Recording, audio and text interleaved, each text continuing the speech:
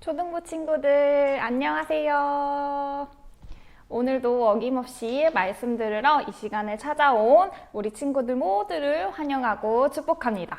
오늘은 함께 전도사님과 또 새로운 말씀을 볼 텐데 귀를 쫑긋하고 성경책을 챙겨서 전도사님과 이 시간 말씀을 함께 보도록 하겠습니다. 오늘 우리가 함께 볼 말씀은 요한복음 20장 19절에서 22절입니다. 신약성경 요한복음 20장 19에서 22절 말씀입니다. 찾은 친구들은 성경책을 보고 못 찾은 친구들은 앞에 화면을 보고 함께 읽도록 할게요. 시작! 이날 곧 안식 후 첫날 저녁 때에 제자들이 유대인들을 두려워하여 모인 곳의 문들을 닫았더니 예수께서 오사 가운데 서서 이르시되 너희에게 평강이 있을지어다. 이 말씀을 하시고 손과 옆구리를 보이시니 제자들이 주를 보고 기뻐하더라. 예수께서 또 이르시되 너희에게 평강이 있을지어다. 예수께서 나를 보내신 것 같이 나도 너희를 보내노라.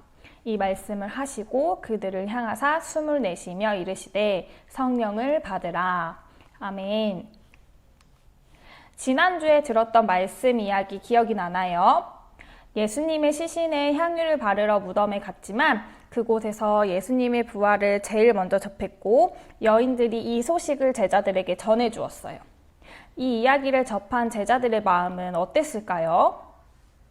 예수님이 부활하시면 만나기로 했던 갈릴리로 가서 예수님을 기다렸을까요? 아니면 예수님이 부활하셨다는 소식을 정말로 기뻐하며 설레는 마음으로 예수님이 찾아오시기를 기다리고 있었을까요? 우리의 생각과는 달리 제자들은 방에 들어가서 문을 꼭꼭 걸어 잠그고 숨어 있다고 해요. 예수님을 죽게 만든 유대인들이 제자들에게도 찾아와 잡아가고 예수님처럼 똑같이 되지는 않을까 무서웠고 두려웠었어요. 그래서 예수님이 살아나셨다는 소식을 들어도 들은 것 같지 않았고 두려움이 컸기에 꼭꼭 숨어 있었다고 해요. 그런데 그때 예수님이 제자들을 찾아오셨어요. 그리고 제자들을 향해 너희에게 평강이 있을지어다 라고 말씀하셨어요. 제자들은 깜짝 놀랐어요. 자신들을 잡으러 올 유대인들도 두려웠겠지만 문을 잠그고 있는데 갑자기 나타나신 예수님도 두렵고 놀라웠을 거예요. 예수님은 자신의 두 손과 옆구리를 제자들에게 보여주셨어요. 아마도 제자들은 부활하신 예수님의 모습이 자신이 상상했던 모습과는 다르셨기 때문에 예수님을 바로 알아보지 못했던 것 같아요. 그래서 예수님께서는 자신의 십자가에 못 박혀 죽고 부활하였음을 증거할 수 있는 못 박힌 두 손과 창에 찔렸던 옆구리를 제자들에게 보여주셨어요. 그제서야 제자들은 경계하고 두려워했던 마음을 내려놓게 되었어요.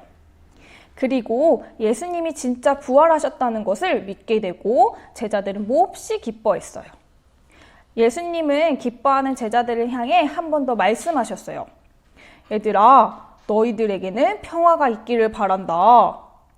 그런데 참 이상해요. 제자들은 예수님과 같이 다녔다는 이유로 유대인에게 잡혀갈까봐 꽁꽁 숨어있기에 바빴던 제자들에게 꾸중을 하시거나 화내실 수도 있는 건데 또는 얘들아 그동안 무서웠지? 내가 돌아왔으니 너희를 괴롭히고 무섭게 했던 유대인들을 내가 혼내줄게. 이제 걱정하지 마. 라고 제자들 편이 되어 말씀하실 법한데 왜 예수님은 제자들을 향해 두 번씩이나 평안하라고 하셨을까요? 사람들은 두려움이 사라져야 평안이 생긴다고 생각해요. 그러나 예수님께서는 그게 아니라고 말씀하시려는 거였어요. 우리 마음에 평안이 가득해야 두려움이 사라진다는 것을 제자들이 알기를 원하셨어요. 여러분, 막상 제자들을 잡아가려는 유대인들이 사라지면 제자들이 느꼈던 두려움과 공포가 없어질까요?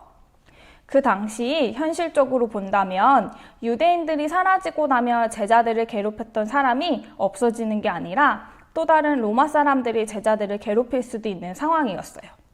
그렇다면 또 다시 제자들은 로마 사람들을 두려워하기 시작하겠죠. 그럼 로마 사람들이 없어진다고 이 두려움이 없어질까요? 마찬가지로 또 다른 문제들과 사람들로 인해 두려움들이 몰려올 거예요. 우리는 제자들과 같이 눈에 보이는 당장의 두려움과 고난에서 벗어나 보려고 노력해요. 그런데 두려움은 사라지지 않고 늘 새로운 두려움으로 나를 또 다시 괴롭히고 무서움에 빠져버려요. 두려움들은 파도와 같아서 하나가 사라져도 없어지는 것이 아니라 또 몰려오고 또 다시 몰려올 거예요. 다시 말해 예수님께서 말씀하신 것처럼 우리에게 먼저 평화와 평안이 있을 때 두려움이 사라지는 거예요. 그리고 그 평화와 평안은 바로 예수님만이 주실 수 있는 것이에요. 두려움에 떨고 있던 제자들에게 나타나셔서 제자들에게 기쁨이 되고 안도감을 주신 것처럼요. 요한복음에 보면 예수님이 우리에게 빛과 같은 분, 생명의 물과 같은 분, 또 참된 길과 같은 분이라고 이야기해주고 있어요. 그렇기에 우리는 예수님을 우리 마음으로 모셔야 해요. 빛과 같은 예수님을 모셔야 진정한 우리 마음에 평화와 평안이 생기고 어떠한 두려움과 고난을 이겨낼 수 있어요. 또한 부활하신 예수님을 통해 제자들이 기뻐하고 두려움 속에서 안도감과 잠시나마의 평안을 누렸던 것처럼 우리는 마음으로 예수님을 소망하고 우리의 삶의 문제들 가운데 예수님과 함께함으로 해결해야 해요. 그리고 기뻐하고 예수님께 감사할 줄 알아야 돼요. 초등부 친구들, 부활하신 모습으로 제자들 앞에 나타나셔서 기쁨과 진정한 평안이 무엇인지 알려주신 예수님을 우리도 마음에 모시고 그 예수님을 소망하며 한 주간 살아가기를 축복합니다. 우리 친구들, 빛 되시고 참된 길 되시는 예수님을 꼭 붙잡으며 살아가요. 함께 오늘 말씀 기억하면서 기도하도록 하겠습니다. 두 손 모으고 마음을 다해 이 시간 기도문을 이해하면서 같이 기도할게요. 사랑의 하나님, 오늘도 우리에게 귀한 말씀 들려주시고 깨달음을 얻게 해주시니 감사드립니다. 오늘 말씀을 통해 참된 평안은 예수님으로부터 나오고 예수님이 주시는 평안으로 두려움과 고난을 이겨낼 수 있음을 알았습니다. 이러한 예수님을 우리 마음 가운데 모시고 또 소망하며 한 주간 살아갈 수 있도록 성령님 도와주세요. 감사드리며 빛 되시고 참된 길 되시는 예수님의 이름으로 기도드립니다. 아멘. 친구들, 오늘 말씀 잘 들었나요? 한 주간도 말씀 따라 승리하는 삶을 살기를 전도사님이 기도로 응원하겠습니다.